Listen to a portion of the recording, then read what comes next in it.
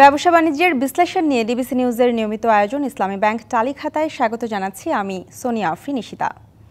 ছাত্র আন্দোলনের কারণে দেশ অস্থিতিশীল থাকায় ক্ষতির মুখে পড়েছে কৃষিখাত।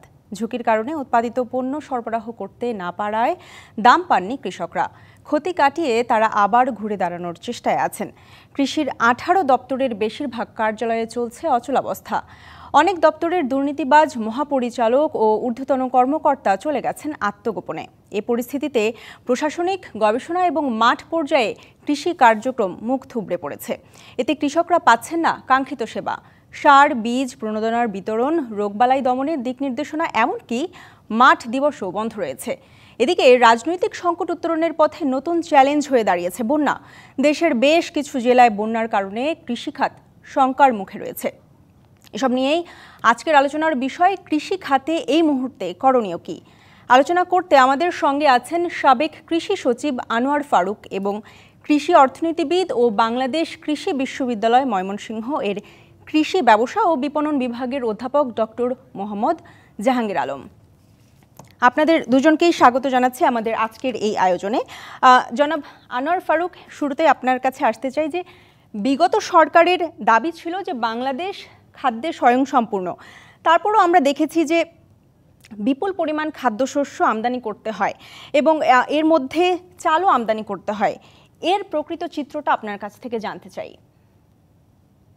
ধন্যবাদ আপনাকে। আসলে আমাদের কৃষিতে ব্যাপক সাফল্য আমরা অর্জন করেছি এবং বিশেষ করে আমরা যেটা খাদ্য সংশোধন বলে থাকি, আমাদের প্রধান যে ফসল আমাদের চাল, তাহলে আমরা অলমোস্ট আমাদের যে আমদানি আপনাকে বললেন গত 5 বছরে একেবারে মিনিমাম, সেটাও করা লাগতো না যদি আমাদের খাদ্য বিভাগ সময় মতো খাদ্য প্রস্তুত করতে।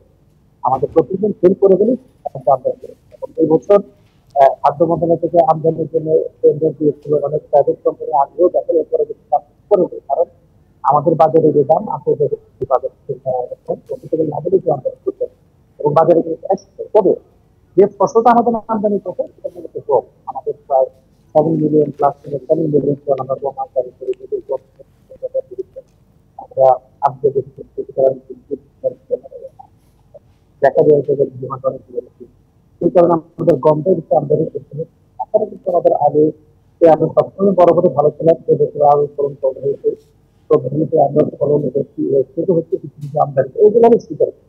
এবং সেই দিক বিবেচনা করলে আমরা মনে করি যে কৃষি উৎপাদন এবং সাফল্য ডেফিনেটলি আমরা খুব ভালো অবস্থায় আছি। আমরা শুরু থেকে যেটা বলেছি, এই সাম্প্রতিক সময় জুলাই আগস্ট মাসে যে আন্দোলন প্রগতির যে একটা পথ পরিবর্তন করতে একটা বৈপ্লবিক পরিবর্তন করতে ছাত্র জনতাকে আন্দোলন করেছে, সেটা একেবারেই একটি আমাদের লক্ষ্য দিয়ে একটি উদাহরণ হতে পারে। এবং এই সময়ে যারা ক্ষতিগ্রস্ত হয়েছেন সেটা মোটেই বলেছিল আমাদের যারা উৎপাদন করেছে বাজার বিকাশ করতে পারে কারণে এবং কাজের কারণে খুব একটা বেশি না। কারণ এই সময় আমাদের বাজারের সত্যি ছাড়া তেমন কোনো মাত্রা মূল ফসলটা যেটা এখন হয়, এটা আপনি বললেন যে করার উপর কারণ এই মুহূর্তে যে বন্যা আমরা তাদের যেটা দেরি করে, তাহলে আমাদের আমন ফসলে ক্ষতি করবে এবং আমনের জন্য এবং আগামী শীতকালীন সবজি যারা করবে সেজন্য সেই জায়গায় আমাদের অনেক সুতরাং আমরা চ্যানেলে আবারও বলবো যে আমাদের কৃষিকাতে আন্দোলনে উৎপাদনে তেমন কোনো ক্ষতি হয়নি, বাজারজাতকরণের সমস্যার মধ্যে হয়েছিল। আর এখন যে সমস্যাটা হবে, যদি এই বন্যাকে আমরা মোকাবেলা করতে না পারি, তাহলে আগামী ফসল উৎপাদনে আমাদের সম্ভাবনা। জি, জনাব আনোয়ার ফারুক, আপনাকে ধন্যবাদ। জনাব জাহাঙ্গীর আলম, আপনার কাছে আসতে চাই যে এবছর কৃষি খাতে আমাদের সবচেয়ে বড় চ্যালেঞ্জ কি, এবং আমরা আরেকটা জিনিস জানতে পেরেছি যে গ্যাস সংকটে সার উৎপাদন করা যাচ্ছে না। সার সংকট হলে কি খাদ্য উৎপাদনের লক্ষ্য পূরণ করা সম্ভব হবে কিনা, কি মনে করছেন আপনি? জি, ধন্যবাদ আপনাকে এবং ডিবিসি টেলিভিশনকে অত্যন্ত গুরুত্বপূর্ণ বিষয় আজকে আলোচনায় আমাকে আমন্ত্রণ জানানোর জন্য। চ্যালেঞ্জের দিকে যদি আমি বলতে চাই, এইটা আমাদের দেখেছি যেটা আনোয়ার ফারুক ভাই বলেছেন যে আমাদের আসলে প্রোডাকশনের দিকে কিন্তু বড় ধরনের তেমন ক্ষতি হয়তো হয়নি, কিন্তু অবশ্যই আমাদের যে মার্কেটিং বা ডিস্ট্রিবিউশনের দিক থেকে গত জুলাই এবং অগাস্টে যেটা চলছে, যেটা আমরা দেখেছি এখানে বড় ধরনের ক্ষতি হয়েছে। কিন্তু আমাদের এই জুলাই অগাস্টের আগে থেকেই কিন্তু গ্যাস সংকট এবং ফার্টিলাইজারটা একটা সংকটের ভিতর দিয়েই আমরা যাচ্ছিলাম।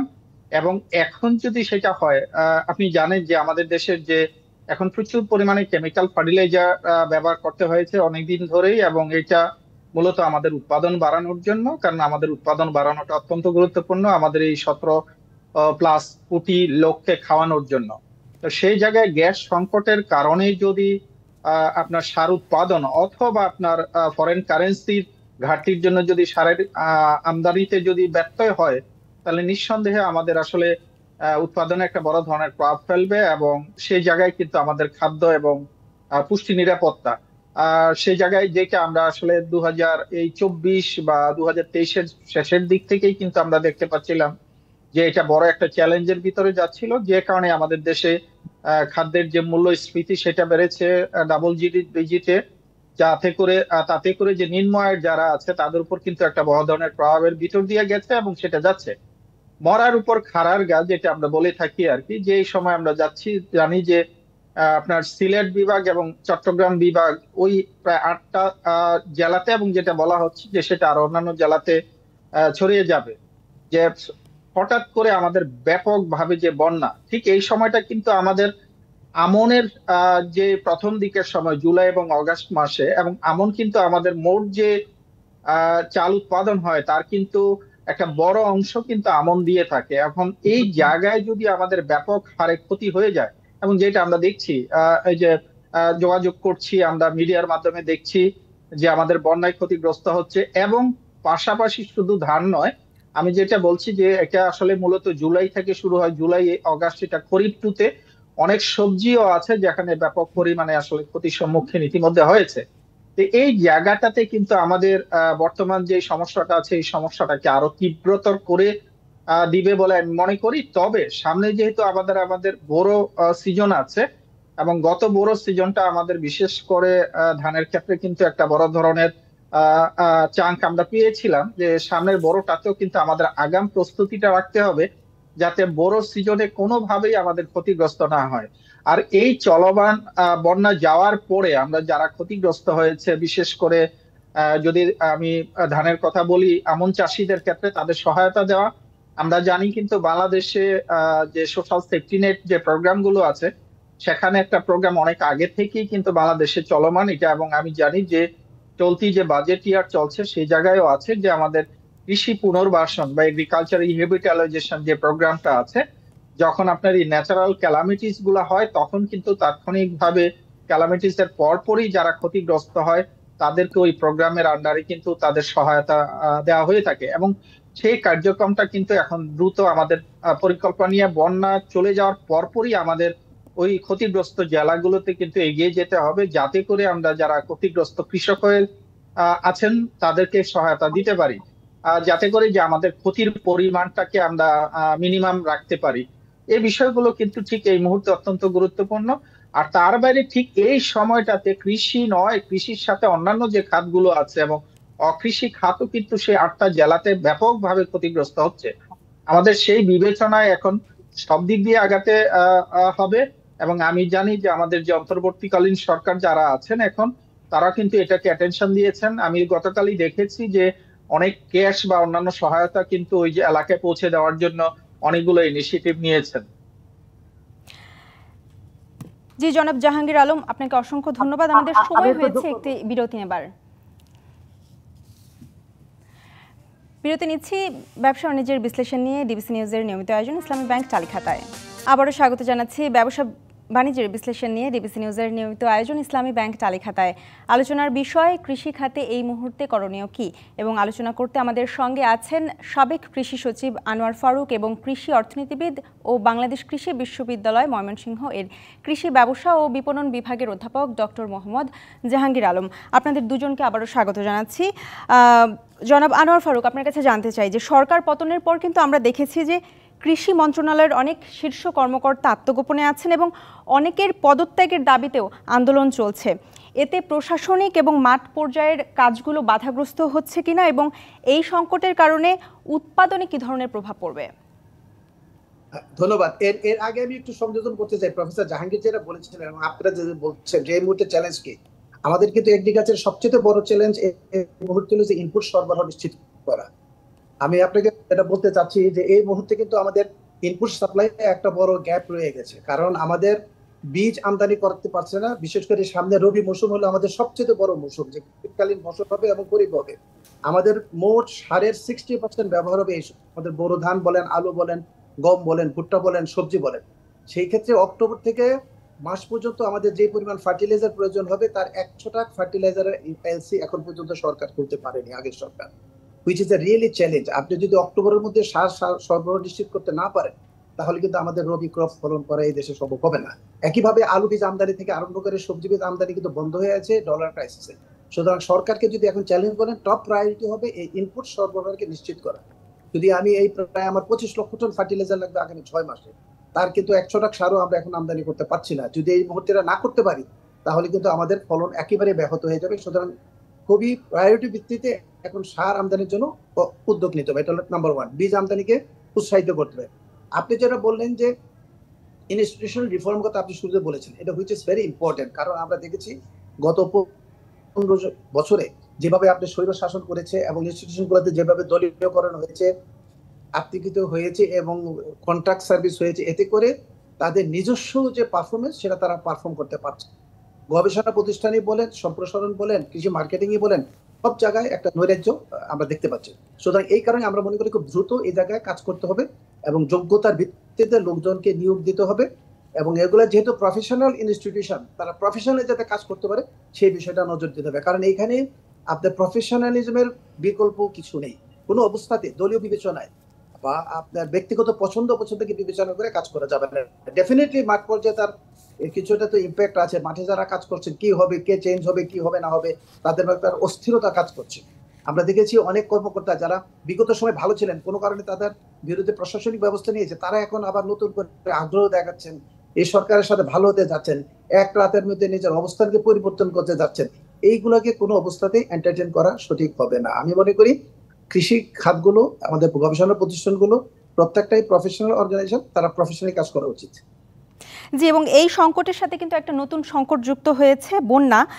জনাব জাহাঙ্গীর আলম, আপনার কাছে জানতে চাই যে এই আপনি ক্ষতিগ্রস্তদের কথা বলছিলেন, এই বন্যায় ক্ষতিগ্রস্তদের তালিকা করতে বর্তমান সরকার কি ধরনের চ্যালেঞ্জের সম্মুখীন হতে পারে এবং এই ক্ষতি কাটিয়ে ওঠার ক্ষেত্রে কি কি পদক্ষেপ নিতে হবে বলে আপনি মনে করছেন?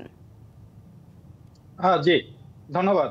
আমি এই ক্ষেত্রে বলবো যে আসলে আমাদের 5 তারিখের পরে যেটা প্রাতিষ্ঠানিকভাবে যে প্রধানরা আছেন, যে সমস্যাটা তৈরি হয়েছিল, কিছুটা আমাদের সেটা তো সমাধানের পথে গিয়েছে। আমরা অনেক প্রতিষ্ঠানে আসলে প্রধানদেরকে পেয়েছি। তো সেই জায়গায় যারা মাঠ পর্যায়ে আছেন, যদি আমি কৃষির ক্ষেত্রে বা শস্য কৃষির ক্ষেত্রে বলতে চাই, যে আমাদের যারা কৃষি সম্প্রসারণ অধিদপ্তর আছে, তাদের যে মাঠ পর্যায়ের কর্তা বা কর্মচারীরা যারা আছেন, এবং অন্যান্য কৃষির সাথে সংশ্লিষ্ট, যদি আমি ডিপার্টমেন্ট অফ লাইভস্টক সার্ভিসের কথা বলতে চাই, এবং পাশাপাশি আমি ডফের কথা বলি, ডিপার্টমেন্ট অফ ফিশারিজ, তারা মাঠ পর্যায়ে আমি মনে হয় যে সেই চ্যালেঞ্জটুকু অ্যাটলিস্ট যে তালিকা করা যারা ক্ষতিগ্রস্ত, কারণ এখনো তো সেই ক্ষতি ভিতর দিয়ে আছে, যারা ক্ষতিগ্রস্ত হবে, বন্যাটা চলে যাবে, এখন থেকে সেটা শুরু করতে হবে উদ্ধার কাজের পাশাপাশি।